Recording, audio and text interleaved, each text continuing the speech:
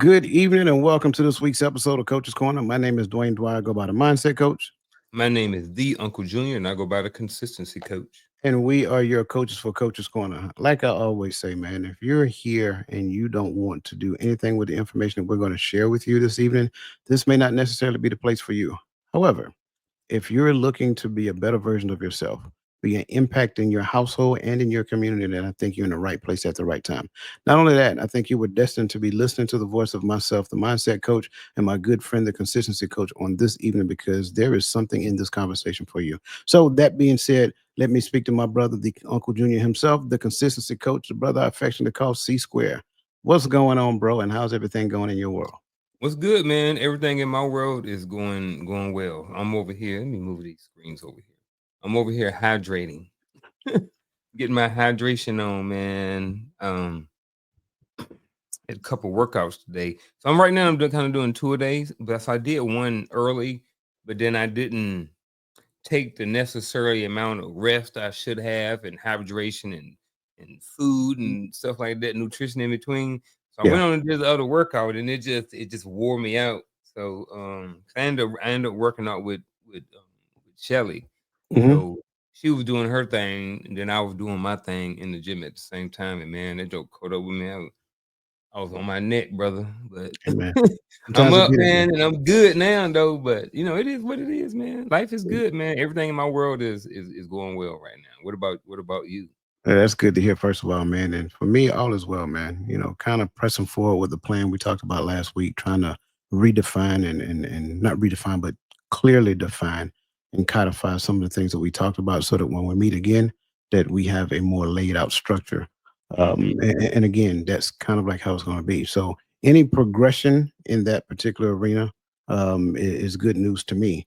Not just that, but also which we talked about on Thursday evening with the upcoming conference. So, Hmm. all those things are starting to line up, and we're progressively moving in the direction to where we're getting some things done, and the things that we're getting done is for the people, and that's the part that pleases me. It's not just self-focused, self-centered things of that nature. No, it's not even self-focused or self-centered at all. It is actually for the people who actually participate in the community, not just the ones who actually do it now, but the ones that are to come. So that's exciting to me. I get excited Hmm. about stuff like that. Not being complacent and things of that nature. So long-winded response Hmm. to get down to the point to say all is well in my world. That's good to hear, man. Just like Yeah, this, man. just like this topic. Good to hear. Absolutely, Yeah. absolutely. Um, and like I always say, man, it's an honor to be able to share in conversation with you, but Hmm. as equally as it is an honor to share in conversation to you, it's an honor to share in conversation with the livest chat on social media. So again, we want to thank you and appreciate you guys for being here, because we recognize you could be anyplace else, but you chose to participate and hang out with us on this evening, and we do not take it lightly. So please make sure that you get in the chat and speak that way that we can recognize you and just say thank you for being here. Because again, without you guys, it's not a show. Yep. And we don't take that lightly. So that being said, bro, you got anything else you want to share administratively wise? Nothing administratively wise right now. No, I'm good to go. Okay. Well, I tell you what, without further ado, we're going to kind of like dive into this conversation because I'm excited about what we're getting ready to talk about. What if I told you that every decision you make without a mentor is costing you years of your life and thousands of dollars? Not through bad luck, not through fate, but because you're unknowingly paying what I tend to call ignorance tax. Let's get raw. Right now, there's a leadership team crumbling under outdated strategies while their junior employees scream solutions they refuse to hear. There's a burnt out manager Googling answers to avoid looking weak, burning 1,200 or so a month in wasted hours. And there's a high performer stuck on $1 million salary plateau, unaware their ego just priced them out of their industry's future. But here's the secret: this isn't a lack of grit, it's a lack of mirrors. Mirrors that reflect blind spots, mirrors named mentors. Today, we're dissecting 5 hidden taxes of delaying mentorship: taxes paid in lost income, crushed potential, and silent regrets. You'll learn reverse mentorship is saving Fortune 500 companies $15 million a year. Why your self help obsession is just procrastination in disguise. And lastly, the dollar cost of your ego and how to audit it. This isn't fluffy advice. This is a forensic breakdown of the receipts you've been ignoring. So stick around because by the end, you'll either book a mentor or finally admit you're too scared to do so. So, that being said, let's begin. Now, I want to start off, brother, and I'm gonna start off with a statement, and then I'm gonna give an objective as we dive into this, because Hold up. Hold up. Time out, coach. okay, Literally right before we got on here, we was just having a conversation about taxes. yep, And I just wrote down two things from your opening monologue: ignorance tax and five hidden taxes. And I'm just like, what in the world? So I'm over here in the background listening and smiling. I'm like, he keep making this tax correlation. You know what I mean? So I am really, really excited and tuned in. Like I just said, you remember heard what I just said. You uh-huh, know, taxes are something else. I need to figure out not only in my personal life the taxes thing, you know, about my financial taxes, but these other taxes too, because mentorship and taxes, man, how these things, how you just link these two together, I'm really, I'm even more excited about tonight's conversation. So I just kind of wanted to say that. I don't know why I butted in and wanted to say that, but it was just funny because we it's all just had good, a man. text conversation before the show. Yeah, man, it's all good. I appreciate you saying that because Yeah. somebody someplace feel the exact same way. Hmm. Like the term ignorance tax kind of like piqued their interest, and it should have, and that kind of takes me back to what I was getting ready to say. Like mentorship isn't a luxury; it's damage control for your future. Hmm. And unfortunately, a lot of us have never realized that because we haven't spent a lot of time in spaces where mentorship is a conversation. And in fact, a lot of times I believe what we end up doing is we look at the price of mentorship as opposed to what it costs us to not take advantage of mentorship. And those of us who exist in the mentorship space will let you know that that price of mentorship is like, and I use this old country term, chicken feed, compared to what you're going to pay over the years when it comes down to it. And so the objective for this conversation is to redefine mentorship and expose blind spots that prevent, most people from seeking guidance. And lastly, reveal the hidden cost of delaying mentorship, because I think it's that significant. So what I want to do is start off because we generally will start off with a question, and I want to put the first topic up here before I ask a question that I don't have up here yet. Right Hmm. before you became aware of mentorship, let me back up because there was a point in time in our lives where mentorship was revealed to us. It probably didn't come from the home or things of that nature. And I'm not saying that, our parents didn't act as mentors. That's not what I'm saying. But an outside mentor, somebody who thinks totally different than your family lineage. When you first was exposed to mentorship, I want you to kind of think back and think about the first thoughts when it was brought to you. Like, what was some of the thoughts going through your mind? Because I think there's a direct correlation between who we were then and some of the people who are listening to us now. I want to be that guy. Now, I don't know if you put this up here for whatever reason. I'm looking at my mentor. I'm looking at my first recollection of what I considered a mentor, somebody I looked up to, somebody I kind of wanted to be like, was Sergeant E5 type Cooney. Sergeant Cooney was a 12 Bravo. He had been to Fort Bragg. He had been jumping out of airplanes. Um, he wasn't too much older than me. He probably was in his late 20s, mid to late 20s or so like that. Married, had a wife, all this stuff like this. But he was just so cool. But he was older than me. He was a little bit wiser than me, and he was in a more of a senior role. He wasn't a senior non-commissioned officer or anything like that, but he was a senior. But I remember Son Cooney, and I remember Son Cooney all the way up through the time that I retired. So I don't know. These All this is a statement. So just with that statement, I do remember my first person that I kind of considered as a mentor, and that was Son Cooney. Even though he didn't know that he was kind of mentoring me, He was, I think he was my first team leader right out of basic training AIT. Once I got to my unit, he was there and this kind of took me under the wing and helped me out and stuff like that. So yeah. Yeah, it's funny you mention that because I can agree and relate to exactly what you're saying. My first mentor was in the Army. Mhm. And the very first one was a Sergeant E5. Mhm. Um, and he was cool as a fan. You know, Sergeant Russell Benton, that's his name. Cool as a fan. Brother had a nice car. Brother could sing. You know, he used to DJ years like, and I learned this through the conversations that we had. But the thing that really attracted me to him was the fact that he knew his job. And so the fact that he knew his job and still had that degree of charisma, like all the soldiers loved him because he was down to earth. He could joke around, but then he could lock us up as well. And so I was like, man, that dude is, that's what's up.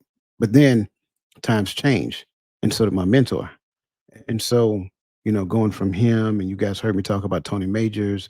There's a few good song majors out there that I looked at and I kind of looked up to, and they may not have necessarily known that I kind of like adopted them as mentors. So I didn't necessarily get into the conversations that we needed Yep. to have, but it was something about them that I was like, okay, I can take something from this person. I can take something from this person. I can take something from this person.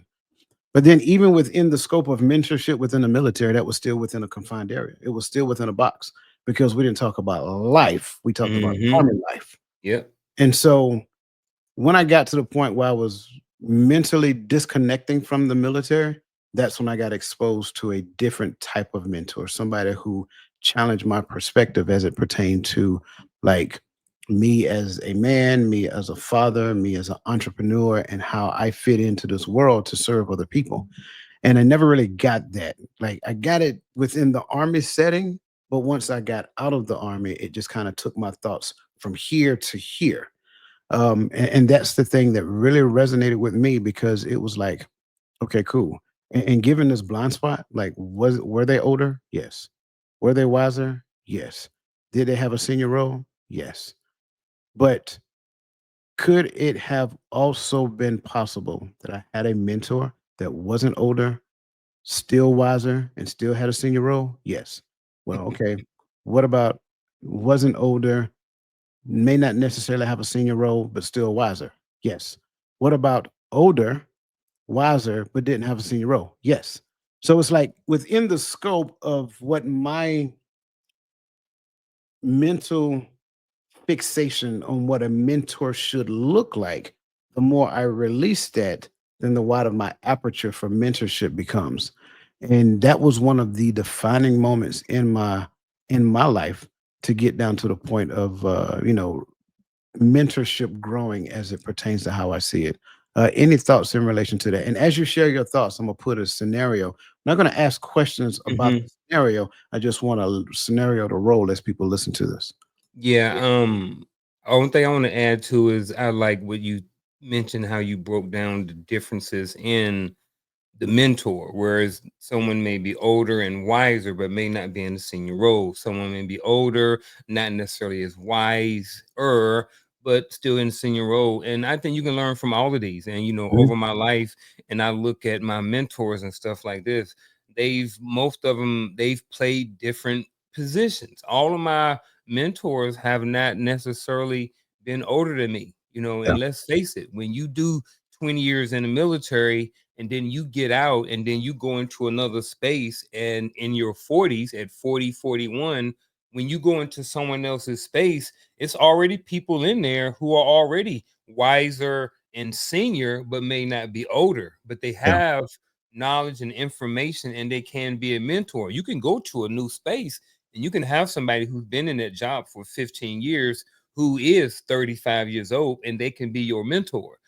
So I like how you broke down the different forms versus just a mentor has to be older and wiser and in the senior role, because it doesn't always necessarily look like that. yeah, I'm not saying that we are Charlotte Jordan's mentors, but she tuned in here every single week, on Tuesdays. She's here on Fridays. It's people then that's tuning into us that some of them may or may not see us as a mentor, but I believe that there are some people who do watch this and see us as some sort of mentor or get some sort of mentorship from our podcast each Tuesday and Friday and all of the other different nights and stuff like that. So and like I said, we're not always older. I'm sure some people in this chat right now who are way more wiser than me in certain areas Sure. and all of those other things. So I really like how you broke it down to where it's not so structured. It has to fit in this box of what a mentor looks like. Yeah. And to your point, and I'll go back and try to make our experience make sense to what we're talking about. When I went back, when I reflect back and think about me having Sergeant Benton as a mentor during that time, um, it was in the scope of the military. It was in the scope of him being a Sergeant E5 and me being a PFC or E3. And so he knew a lot more about the Army than I did. And he was sharing a lot of his experiences, not just, you know, sharing the experiences, but the lessons learned from those experiences. And then as time progressed, Sergeant Benson changed to Sergeant Colbert, and Sergeant Colbert changed to Sergeant Gamble, and Sergeant Gamble changed to Sergeant Majors and Sergeant Major. I'm sorry, Sergeant Johnson first, and then Sergeant Majors, and then there was Sergeant Major. There was Sergeants Major later, the pay grade of Sergeant Major, right? And so there were several Sergeants Major who played a role in my mentorship and development in the Army. And I think a lot of times when it comes down to it, there's a big difference between hearing somebody give you some information that you had not considered and having conversations with a person, and then that person kind of get into the details behind your thought pattern, your synaptic processes, things of that nature. I think that's a huge difference. I can hear what you say, and I can write down, oh, that was nice. Well, Uncle Junior said that was awesome. Like that, I need to be more consistent. But what happens when I change the approach to where I'm just listening what you say and then writing it down and then trying to implement that in my life to where change the scenario to now I have a standing appointment with you and I get on the phone with you and I have a conversation with you. And in the midst of that conversation, you're asking me certain questions. And those questions now making me think into not only what I do, but why I do what I do. And I have to share it with you. And then you ask me a question about that. So now you're getting into my thought processes. And then by the end of that conversation, you're elevating my thought processes to something else. To me, that's a totally different conversation. And that to me is what mentorship is all about. Sure, we can listen to what people say, and it sounds really good, but how much does that really move the needle and positively in the right direction for each and every person? And that's kind of like the point I wanted to make in Yeah. relation to this. Yeah, Um, 'cause I think even with us, we can only move the needle so much.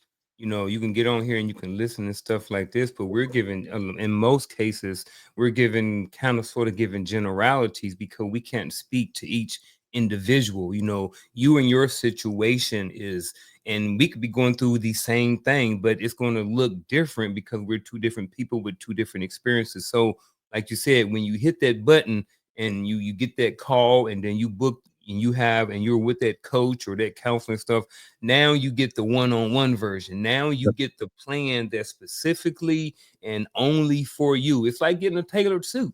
You get a tailored suit that's only going to fit you yep, versus just going and getting something off the rack.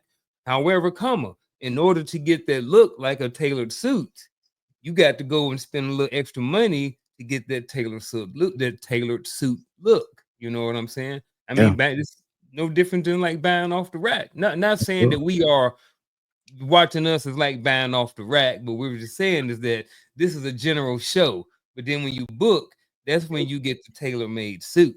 yeah. And to your point, I share this all the time with people who I talk to. Like you can listen to a podcast, and a podcast is good for awareness. But to your Mm-hmm. point, that tailor-made suit, you got to get measured. You got to Gotta get get fitted. measured. And so, how does that information that you heard on that podcast, how do you get measured and get fitted for the information that you heard? You got to Mm-hmm. go to the source of the information so Mm-hmm. that they can make it make sense for you. And I got it. Some people believe that, oh, I can hear it and that gives me enough to get started and so forth and so on. And sure, you'll get started.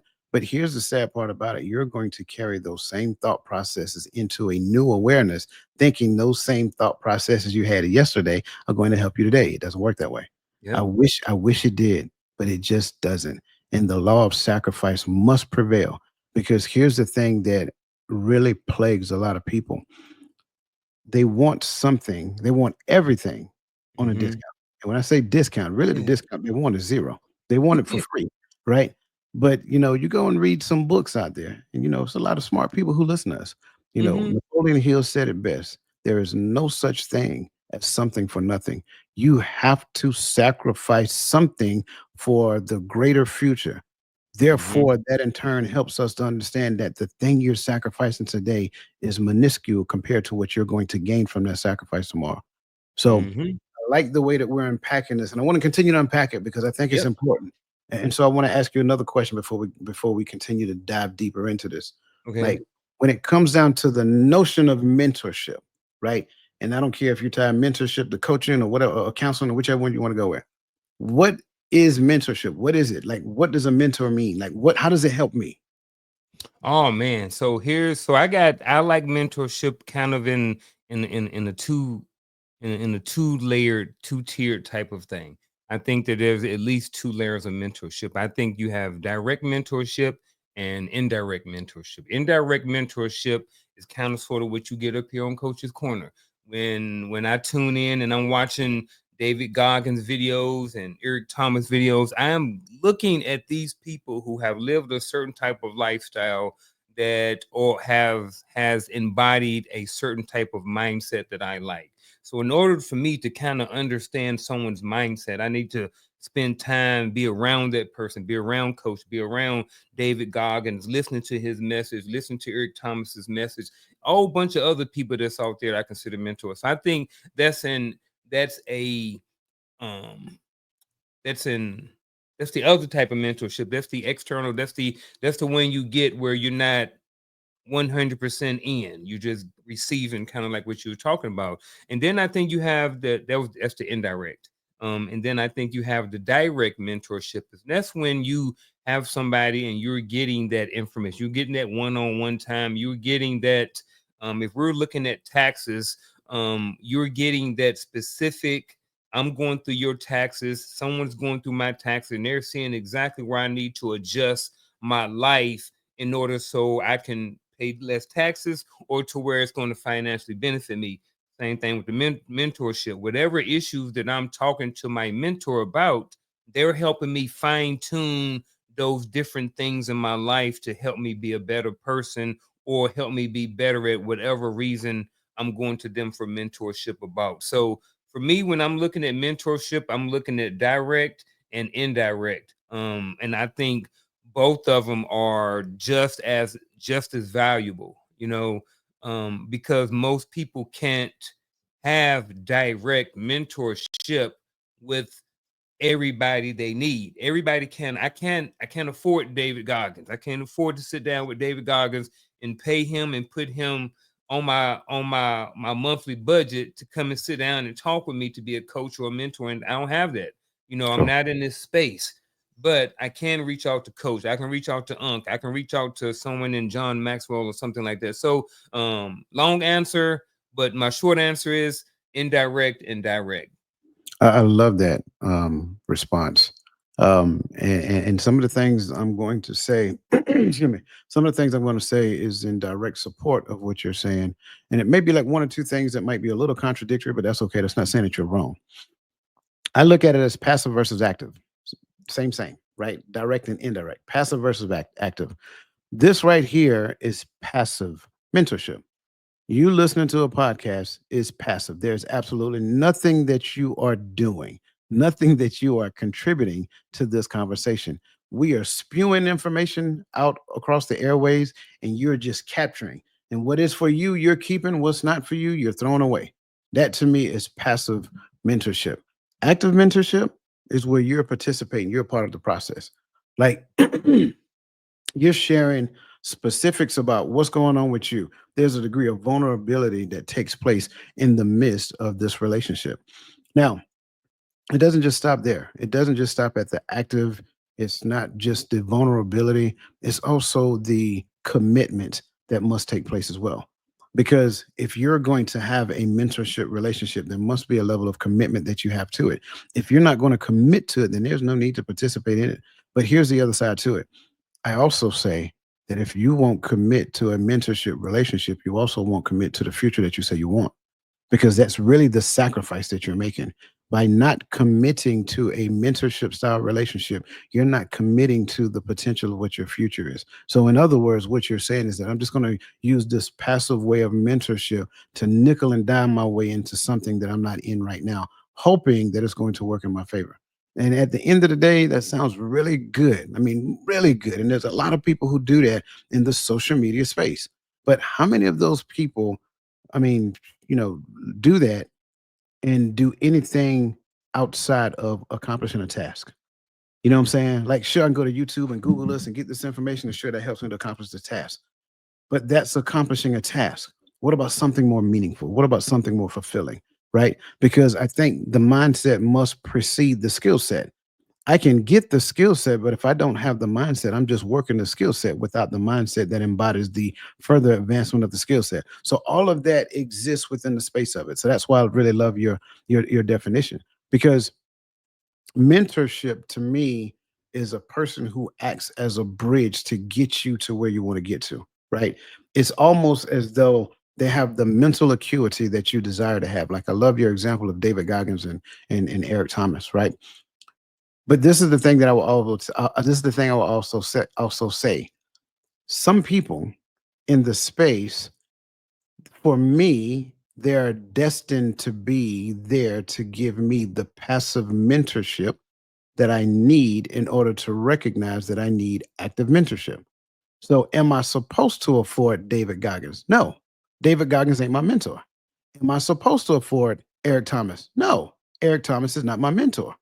But there are also mentors that, because you got to, and I'm saying this because I want people to understand what I'm saying.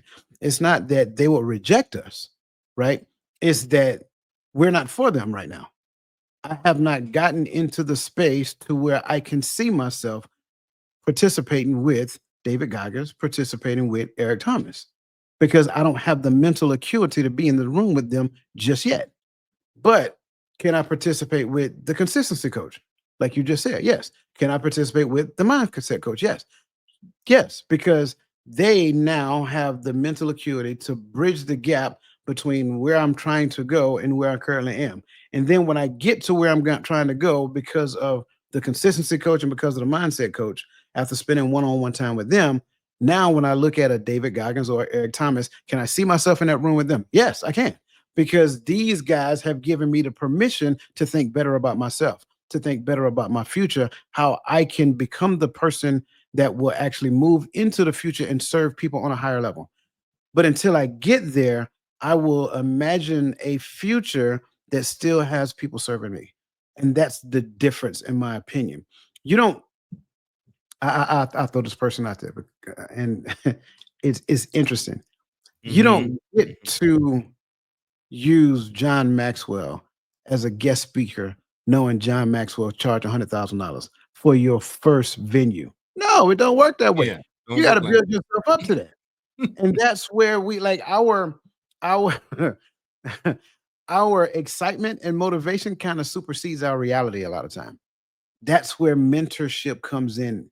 When it comes down to it, like, yeah, I'm gonna start a business and I'm gonna make $1 million my first year. Yeah, yeah, no, you're not. No, no, no, you're not. The only way that that's going to happen, and you would be what they will call an anomaly. The only way that that's going to happen is if that you have this cutting edge technology that only you know how to put together, and everybody in the world needs it. That's the only way that that happens. So people look at a Mr. Beast and say, "Oh, I'm gonna become a YouTuber, and I'm gonna get on Mr. Beast level after my first year." Not even close. Don't even do that to yourself, right? Because now you're gonna just exist in a space of frustration after about month 10. But mm-hmm. with the right mentor, you can have the right mentality because you have the right mindset about the thing, and then combine that with the level of consistency that you need. Coach's Corner every Tuesday, 7 p.m. that says, hey, I may not achieve Mr. Beast by the end of year one, but you know what? I can look at Mr. Beast and say, that's motivation for me. And then by the end of year 10, I may not have achieved Mr. Beast level, but I achieved mindset coach level. I achieved consistency coach level, like stuff like that. And I think that's important for people to understand about mentorship, because mentorship is not designed for you to achieve somebody else's destiny. It's designed to help you achieve yours. That's good. Have we even got to any questions yet? Nope. I'm just checking. Oh well, it be what it be. This But what I we do think, over here on Coach's Corner. but I Hopefully think that, y'all getting some good stuff out of this because I know I'm definitely I got notes over here, and I like how I went with direct versus indirect, and then you went with passive versus active. I can definitely see the passive versus active in there too. now, and to your point, that's kind of like what a conversation is like this is all about. It's not about Hmm. Q&A, right? Yeah. It's about us sharing the realities of a thing, because a lot of Hmm. times we don't necessarily understand it. Like case in point, there are several people out there that say, "Well, I don't need anybody. I get it done myself. I do it myself. I don't need to pay this person X amount of dollars to do a thing when all I got to do is and get a how-to video on how to do it." So, Hmm. like we stated previously, there's going to be a price to pay for you not investing in yourself for the future that you desire. And that blind spot is, I'll prove myself by figuring it out alone. Hmm. It's interesting because there are several arenas we can go to that help us to realize that that's a fallacy. Number one, the Bible talks about, two are better than one. Number two, I mean, and you've been to Korea before. The Koreans have a saying, "Kapsi kapsida," right? We go together. So collaborating is always a higher calling than trying to figure it out alone. Consistency coach, Hmm. the Uncle Junior. Yep. Was there ever a time that in your life that this was your mentality? And being where Yeah. you are right now, can you kind of like suggest, and it doesn't have to be exact, but just can you kind of suggest like what did it cost you when you tried to figure it out alone compared to when you got to the point, so you know what, I need a great partnership. I need to partner with somebody. I need somebody to help me move from where I am mentally, consistently, from a mentality standpoint, from a mindset standpoint, from a consistency standpoint, into where you are right now. Even before I go there, first of all, this thing is overrated. This whole thing, I don't need nobody. I can do it all by myself. That is so overrated. There are very few situations where people make it to the top solo. There are few and far between. Like Coach said, that's an anomaly, and then in most spaces, you can't do that. You can't get to the top in podcasting by yourself because regardless of whatever you sit up here on this mic and talk about, you're talking about something else. You know what I mean? Other information. If you have a podcast where you're interviewing people, you're hoping that the information you get is relevant enough to where people are going to click and like and all these different things like this. So I remember, especially when I started off a few years ago, kind of 17, 18 pandemic time-ish, about going down this entrepreneur journey. And I was like, man, I got the thing. I'm gonna do this, I'm gonna do this, I'm gonna go out there do my own thing. And then all of the stuff that I wanted to do, I'm just like, brother, everything, all of this stuff need a team. I can't do all of this stuff by myself. Even to run a podcast up here, if you look at Joe Rogan's podcast and any of those podcasts, the top tiered podcasts, Club Shay Shay, whatever else is out there, there it's other people in the background who are doing it. So even though you may just see one person, it's not one person. Even on Friday night, there's somebody in the background helping us pull the strings. You know what I'm saying? So it's not hardly ever just a one man show. There's usually somebody in the background. Now you may have somebody who may be a soloist, who may be climbing rocks or something like that. Someone who decides to train just themselves as an athlete or a boxer or something like that. But most cases, that's not to happen. So I remember during the pandemic thinking of all of that, but then I realized there was nothing but just information that I just heard. And the reality of it is, in most cases, there ain't no such thing as a solo journey. Most people are in it with somebody else at the end of the day. I agree wholeheartedly, but I got to hold you to the question, right? Okay. right? And I put it up here. I put an example of the question up there. If mentorship accelerates promotions, and I give a scenario that kind of speaks to that as people are looking at it. If mentorship accelerates promotions by at least 2 to 5%, and I'll tell you where I got that from here in a second. Mhm. How many years and dollars have you lost by figuring it out alone during critical life pivots? Now, before you answer, right, I want to give people some information when it comes down to it, because I think that's where a lot of it exists. And so mentorship, like I said, accelerates growth. Going solo forces you to pay what I tend to call opportunity debt, or the Mhm. compounding cost of slower decisions. Professionals without mentors take 2 to 5 times longer to hit milestones, potentially sacrificing 300 to half $500,000 in earnings over a decade. Companies lose about 8,000 to 25,000 per month per leader stuck in ambiguity, right? And so that's one of the things I really want us to get after, because it's one thing to talk about it from a company perspective, because that's outside of most of our wheelhouse. Most of us don't even really understand, the amount of income that companies bring in. But we can look at it from our life's lens. And even though the number that you can give and that I'm going to give can be kind of like imaginative, there is a lot of truth behind it, because it kind of speaks about how you envision your potential, not just during that time, but right now, because right now gives us a real good snapshot of some of the lags that we've taken in life. So this is what I want to ask you, brother. If mentorship accelerates promotions by 2 to 5 times, how many years and dollars have you lost by figuring it out alone during critical life pivots? Um, me, mine is kind of broken down into two phases. There was the what happened during the military, and then what happened kind of sort of since I've been out of the military. When I was in the military, I think I kind of after I had gotten in a bunch of trouble, I kind of figured things out, and I was like, I can't do the promotion thing on my own. I need coach to help me out and go over these go over the how to shoot the M16 with me. I need him to read the questions and I respond. I realized early on, on my second go round at E5 at sergeant that I couldn't do this thing early on. It cost me some time. Yep, it cost me some getting in trouble because I remember I had Sergeant Cooney as my first NCO. I also received I think two two of my four Article 15s my first 3 years I was in the military. And then I think I received the second two the second time I got out. When I went back in. So if y'all been in the military, y'all know Article 15s are, y'all know.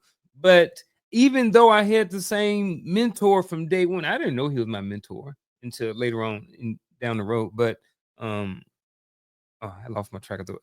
But I'm gonna get it. So while I was in, I lost a lot because of that thing. Young, dumb, just not listening, not paying attention. But then I learned early on, so it didn't cost me as much. Probably a couple of years, definitely because I got some demotions in there. Definitely cost me a couple of $1,000s and stuff like that. Definitely can speak to that. Since I got out, it probably has cost me more, and definitely in financially, and definitely more time, which is weird because I'm older. I got out the army at 41, but yet our got out here was a different type of mentor. Like you mentioned earlier, while we was in the military, we had military mentors, dudes that teach us about the military. But when we got out, I had to go and find a whole different group of people who was doing entrepreneurship and mentorship that was different than what we was getting in the military. What you teach me in the military about how to get promoted and stuff, all that stuff is effective, but it's not really conducive to what I'm trying to do here in the civilian. So since I've gotten out, I tried to do this, I tried to do that. I've thrown money at it and trying not to have anybody involved because of the fear that coach gonna hit the button. I'm good, man. I don't want to do coach's corner no more. Hey man, I'm good. I don't want to be in the suit business with you no more. Hey man, I'm good with you. I don't want to be in this business with you no more.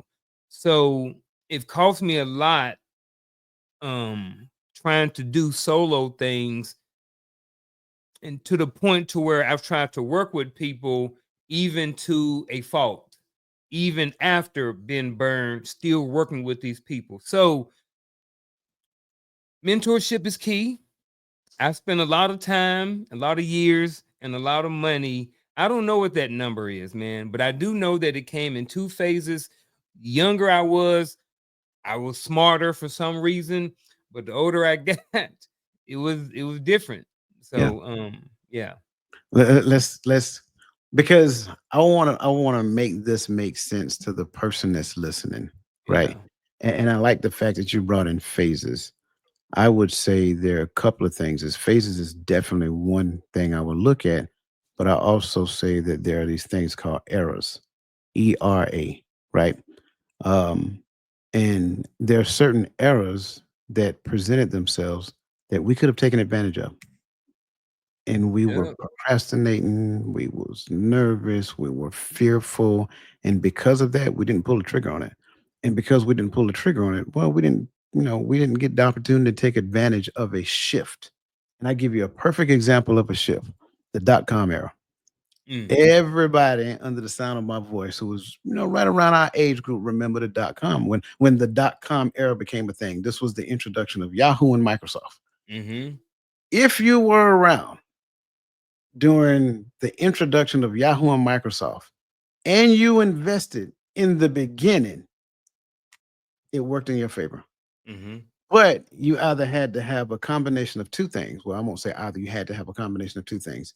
You had to have the intestinal fortitude to make that investment, and you had to have the resources to make that investment, which means that you had to have been preparing before the opportunity presented itself. 9 times out of 10, most people who are preparing had somebody who put them in the mental state to actually do so. That's one example of an era. A transition from that era, the dot com bubble, into where we are right now, the computer age. Well, AI was like one of the biggest, is one of the hottest things going right now. And for those people who invested in Bitcoin when it first came out, for those people who invested in blockchain, invested in AI, producing companies, things of that nature, in the beginning phases of they're benefiting from it. That's only one example. Those are just one example. Era is one example. So when you look at that, I would say, if I'm being completely transparent, that's a $500,000 fear that prevented us from investing. Simply because at the end of the day, I didn't surround myself with the people who believed in investing in that scenario, in Yep. those scenarios. The people that I knew, they believed in investing in 401k. Well, there's no 401k that was going to take advantage of an era. And I don't think that's by happenstance. I think that's intentional because at the end of the day, could your 401k, could your Roth IRA, or whatever the case may be, invest in those things in the beginning? Absolutely. Then the Mm-hmm. question I have to ask is why not? Why not? Because if you had a Roth IRA or 401k that invested in tech companies and things of that nature in the beginning phases, then you could have taken advantage of it. Well, why not? Because they're not set up that way. They're not set up to take that level of risk. So that's one thing. The second thing is catching you in your transitions, right?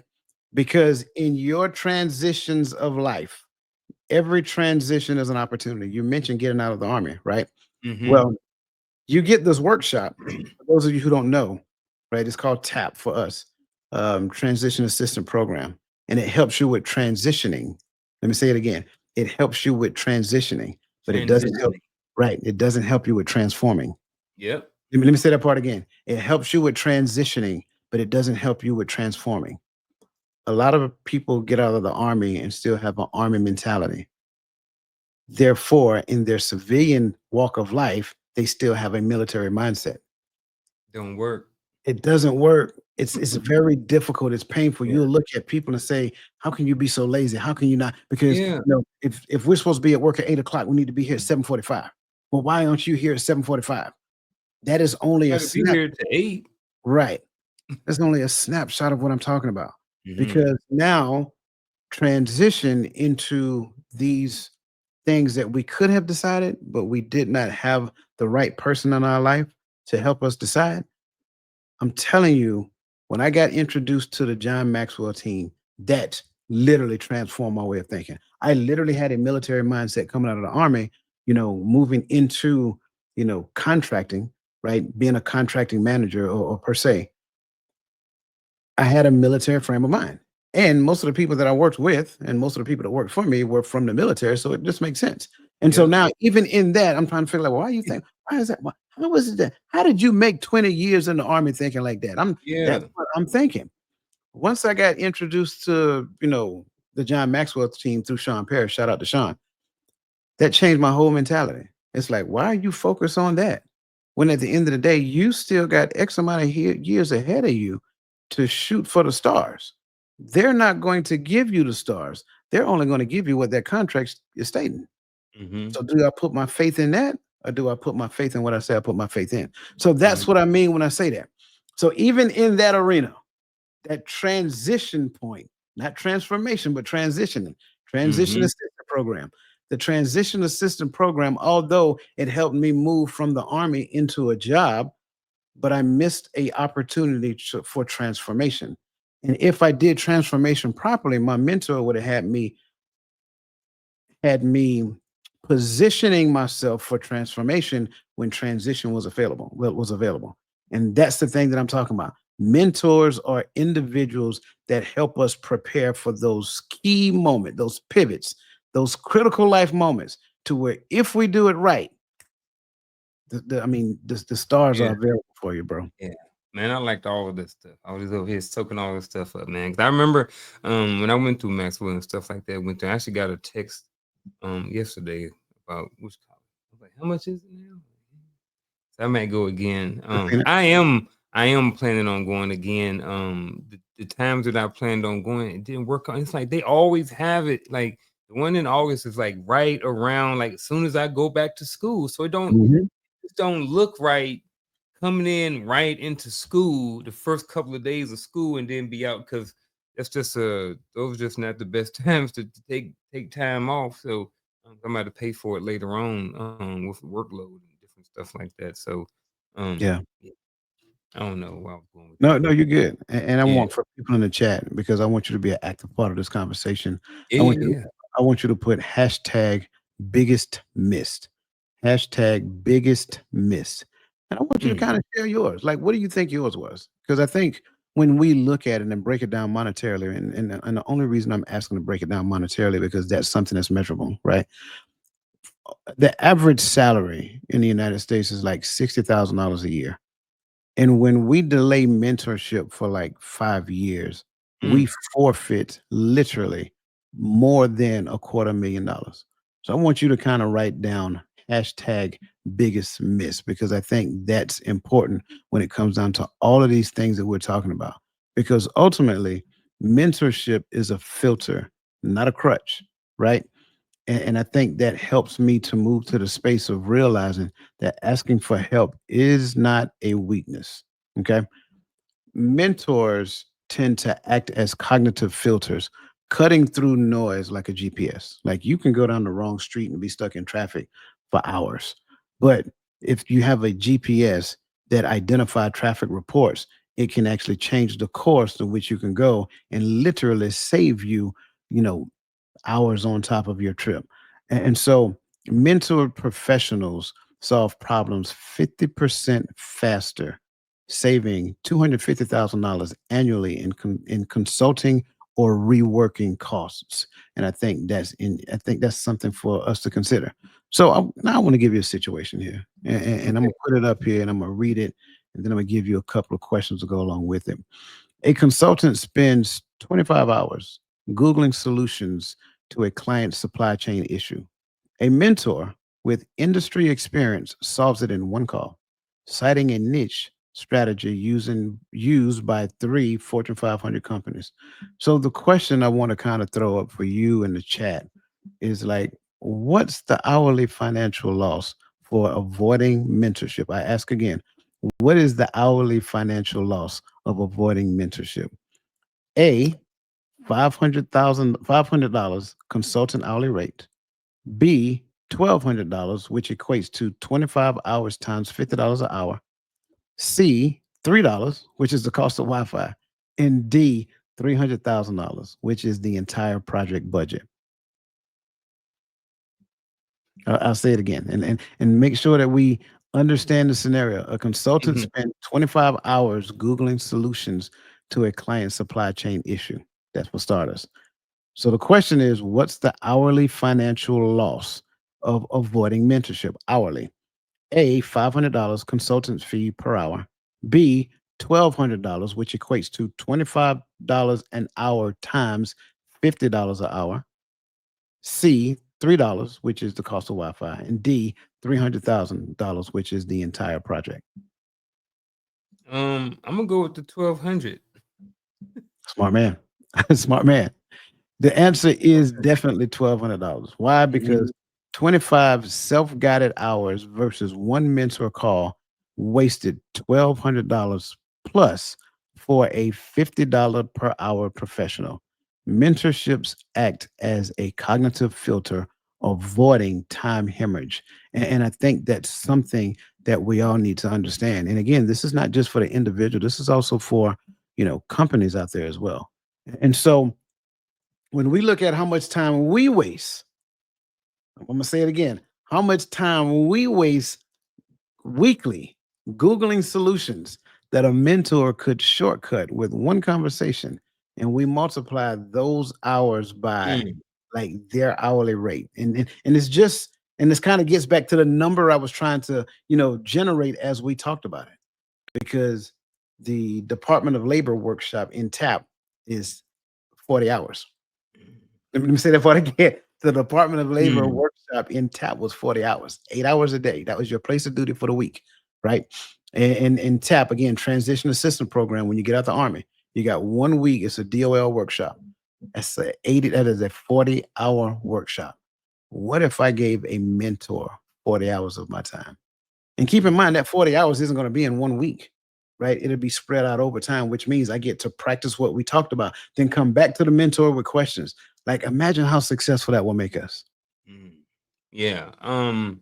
See, I so me when I'm googling and I'm getting information, my company is a little bit different. So my company is the Martin household, right? So because I work in a space where I'm an educator, so promotions are not like, I don't, no matter what I do, I'm a school, I'm always, that's a, it's not like you have different levels of school counselors and promotions and you're GS 13 step A and step B. It's not like that. You just straight counselor. So these things and about promotion stuff don't really apply a lot of to my professional work life, So a lot of stuff that when we talk about work and stuff, I kind of apply it to like here with my company. I got my wife, I got my dog, I got bills, I got the household, I got my extended, I got my kids that's in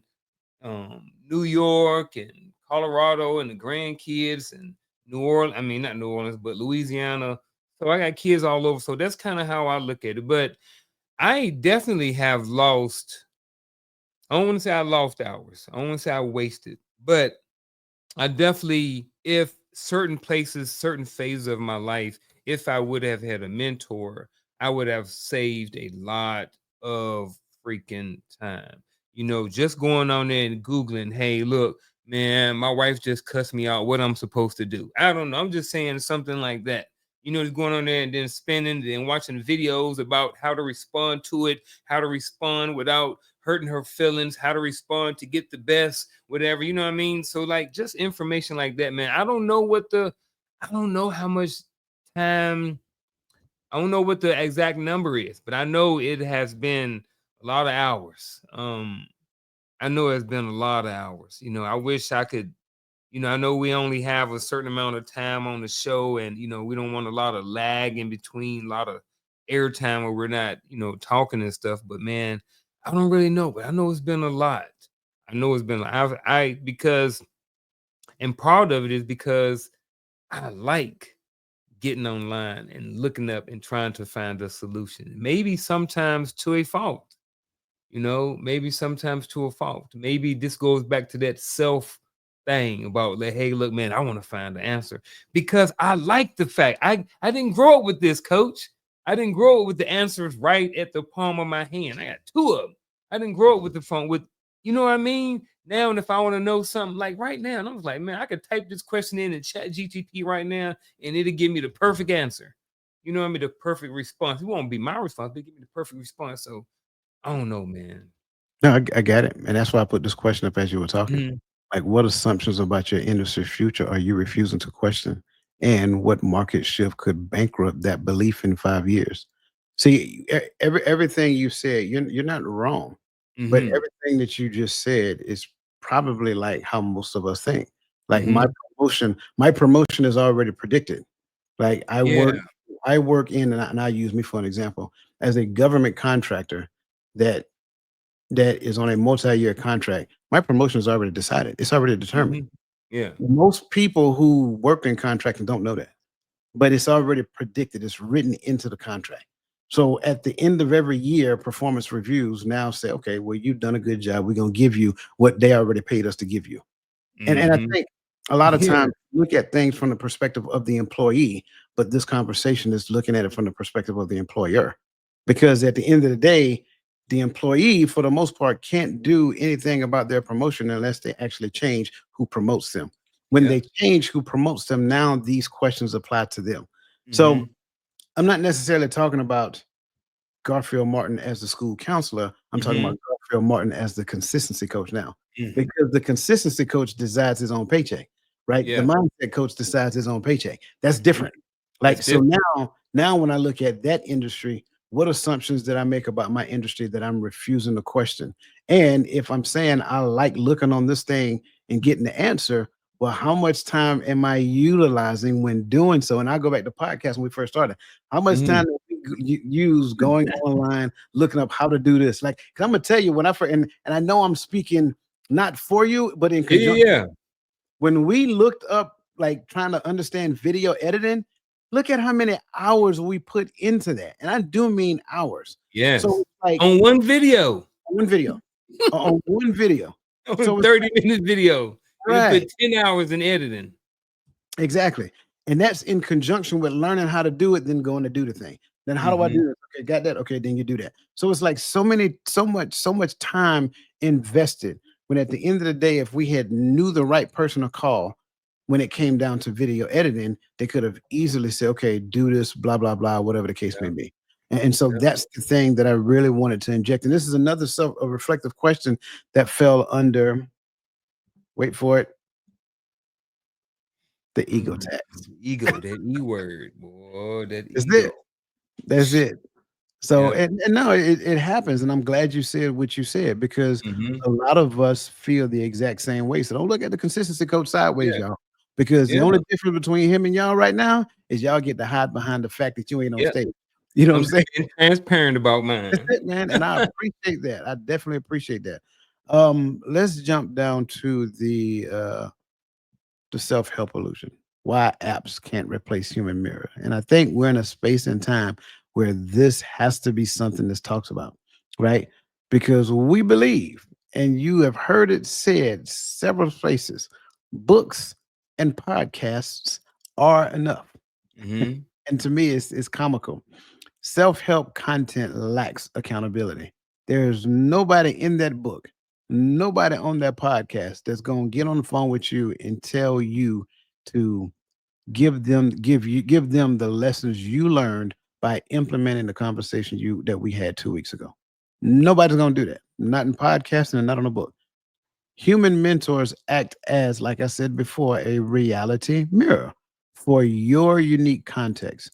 90% of self help advice is misplaced without mentors, costing individuals at least, at a minimum, $10,000 a year in wasted courses and resources.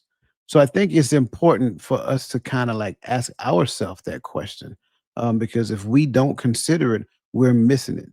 So for you, my fine bearded brother, has there been a time when you misapplied generic advice that a mentor could have contextualized for you?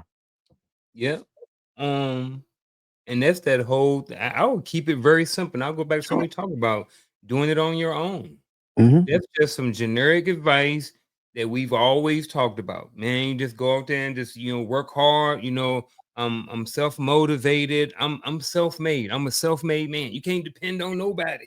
The man ain't going to help you, so you got to do it on your own. So that's some generic advice that I've heard long time, Mhm. especially when you get into the entrepreneurial space. And then when you work with people, and then the people that you're working with when you're new into the entrepreneurial space, and they're telling you how people don't support you and how people ain't in your corner and stuff, and you like, and they like, yeah, man, people ain't gonna support you, got to do it on your own. So that's what I did. I tried Yeah. to do it on my own Yeah. and realized that doing it on my own wasn't for me. But Yeah. if I had some sort of mentor or said, hey, look, look, consistency coach. Yes, I get that. I understand that. But what is really your goal? What is it that you really want to accomplish? Ask me these questions through some sort of form of coaching or counseling or mentorship or something like that. To whereas we work together to be able to come up with some sort of solution or plan to get to whatever goal it is that I want to accomplish, not Right. just going out there and do it on my own, because I wouldn't have done a lot of stuff if I wouldn't have just went down this generic path of just doing things on your own, doing it solo. So for me, doing the whole solo thing, man, that's when that misapplied generic advice worked against me, because I spent a lot of time, just like you said. One of my first videos I edited took me over 10 hours to do. It was an hour-long video, Yeah. because I didn't know how to operate it. Would it have still took me 10 hours? Probably not with a mentor. If I would have had paid for a mentorship, paid for a course or something that's going to be beneficial, um, then it would have been better. And I like what you said about, I don't know if we're gonna get back to it. I'm looking at the time stuff, but I like the part about when you get misinformation sometimes, when you spend a lot of time on irrelevant courses thrown out by people just because they're trying to make a buck. They're not there to help you. And I think one of the things you look at when you look over here, we don't come up here and try to sell coaching. We come up here to offer an information to give to people. If y'all want to sign up, sign up. If you don't, you don't. We still going to be here on Tuesdays. Right. You know what I'm saying? We're still gonna be here on Fridays. Whether you drop a dime in the bucket or a super chat or like a video or not, we still gonna be up here because this is what we want to do. But yeah, that misapplied generic advice to just go out there and try to do things on your own. Man, I love that. I especially like what you just said about coaching because you're right. We don't try to sell it. In fact, I think that's one of the biggest misconceptions selling. Right? We're not selling anything. We're offering. It's a big Girl, difference. we even tell you when you come on the show, if you don't want to be here, you tell them day one, within the first minute of the show. You Yeah, don't man. want to be here, click, scroll, you can go. Yeah. Not saying we don't want you here, Right. but this may not be for you. Absolutely. We appreciate the fact that you guys are Appreciate here. But if you don't want to be here, I don't want to hold you hostage. That's the difference. no. And the reason why I say we don't sell coaching, we offer it. Because at the end of the day, it will benefit you more than it's going to benefit us. That's the part that I think we don't necessarily understand. That's the misapplied generic advice. Me spending like my my hard-earned money for Mhm. something, right? We view that as a bigger sacrifice than what it really is. Well, let's just do the math. And then I give you my generic advice Mhm. because my generic advice is going to be widely heard. Okay. Um, we overvalue our dollar per hour rate at work because that dollar per hour rate at work gives us permission to relinquish it for something else. So a lot of times we can hear with the something else that we pay for, we can hear the value in it when somebody else is talking about it. But because of my dollar per hour rate for work, combined with the bills that I created for myself, the student loans that I have to pay back, child support that I have to pay, car payment, house payment, all those other things, then we'll say the magic phrase, I can't afford to pay for that. To where when you're really being completely honest with yourself and looking at your situation, you really can't afford not to. because right now your dollar per hour, your dollar per hour you value is not living up to the lifestyle that you created for yourself. And I'm not saying increasing the dollar per hour value changes the lifestyle, but you need somebody to help you change the mentality so that you can reduce your outflow so that your inflow is more valuable. Then help you to change your mentality again so that you can improve your inflow. Because if you don't change your mentality to decrease your outflow, you can get a better job and you can get paid more money. And getting paid more money only reveals to you that I need to spend more money because now I can get more stuff. Bad way of thinking. Mm-hmm. My misapplied generic advice years ago.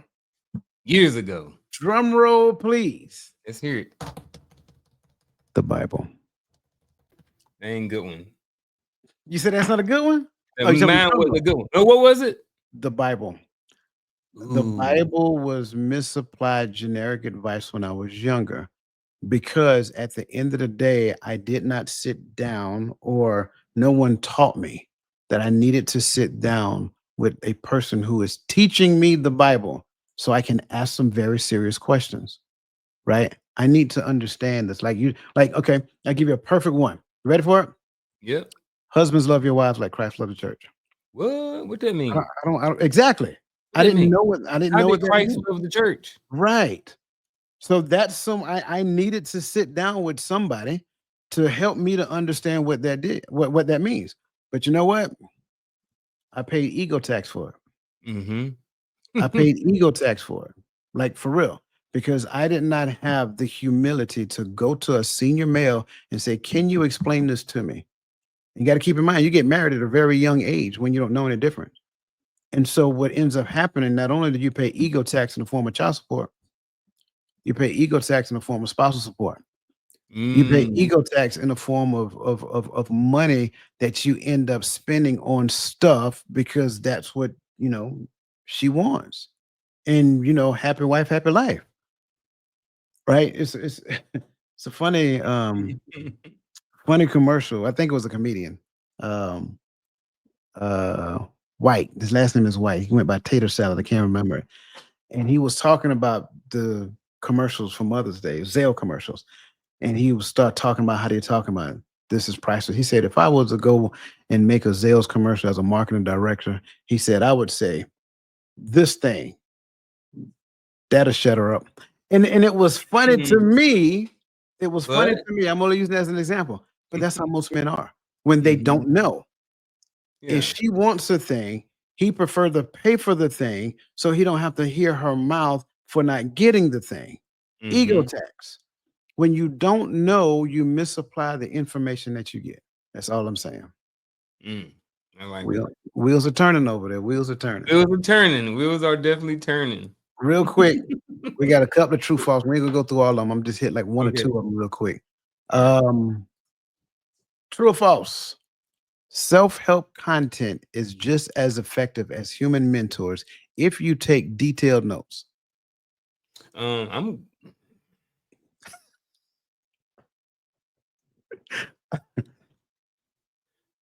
because I ain't really into absolutes. So for this, I'm gonna say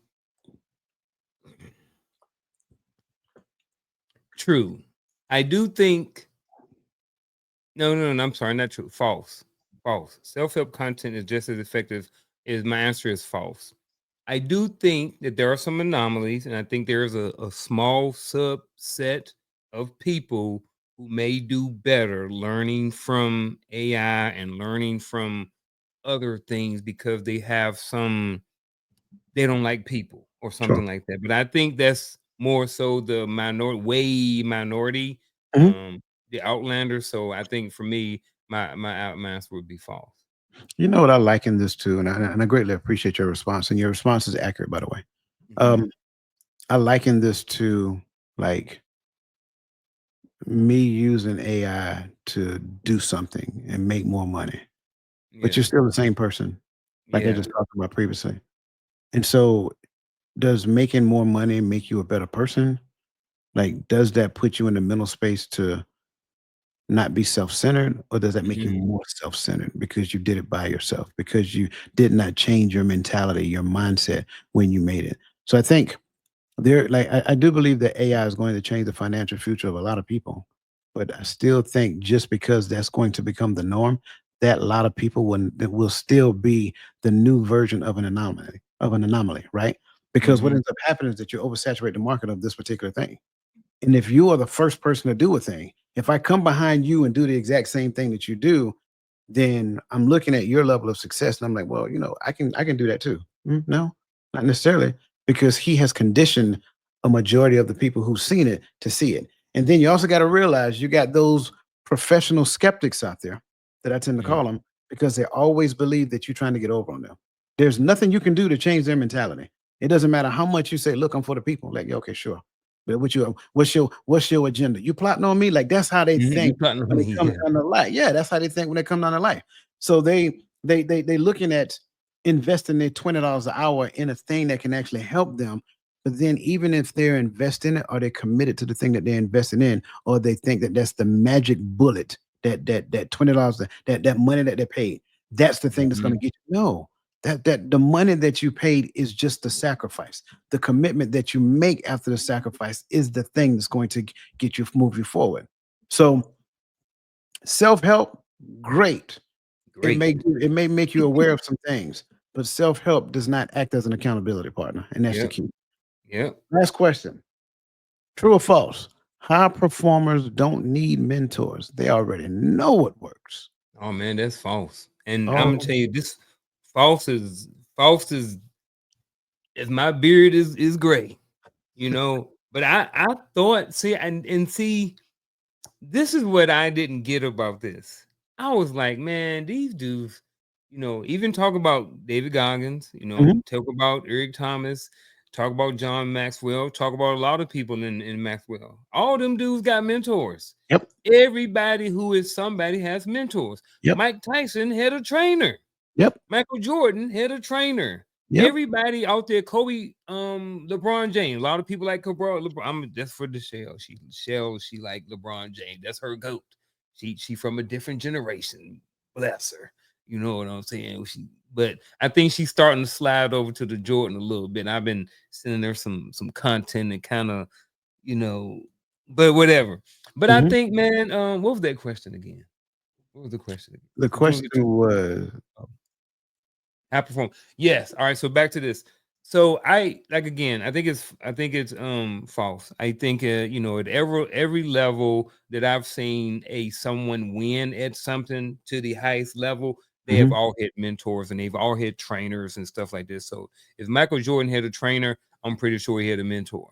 If Kobe Bryant had a trainer, Mike Tyson had a trainer, I'm pretty sure all these dudes had mentors. So I am 100% a believer that the top formers do have mentors. So this is absolutely, false.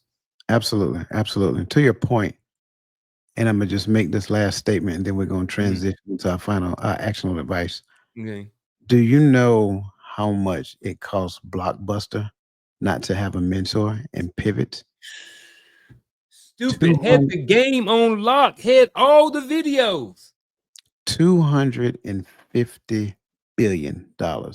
That's what Netflix is worth right now. That was literally Blockbuster's money, but they missed the pivot. And then when Netflix, you gotta realize when Netflix came on the scene, they were mailing DVDs out to people. You Mhm. had the little boxes on the side of the store. Remember them? You go to the Red box, boxes and all the that red box, stuff too. right? Yeah. I think Redbox was kind. I don't know. I could be wrong, but I think Redbox was like an extension of Netflix. I'm not Mm. 100% sure, but I know Netflix used to mail DVDs. You go online, you Mm. order it, and they send it to you, right? But then they pivoted, right? They pivoted from that to the digital aspect of it. Streaming. Blockbuster did not, and because they did not, Netflix blew up. Yep. That was the pivot. That's what mentors can do for you.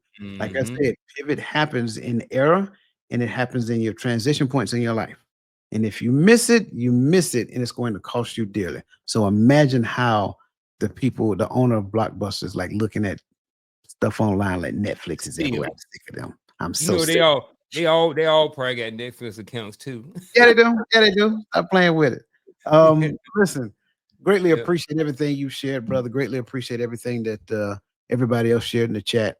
But this always take us to that moment in time where we're going to give you guys some actionable advice, and we're going to let you go because we kept you a little long. So, with that being said, here we go.